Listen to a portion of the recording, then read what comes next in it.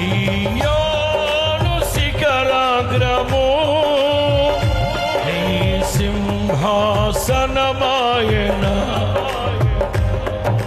సియోనులో నిన్ను చూడాలని ఆశతో ఉన్నాను,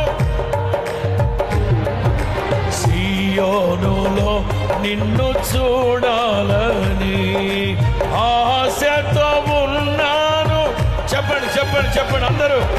సియోనులో నిన్ను నిన్ను అవును, వారిలో ప్రతివాడు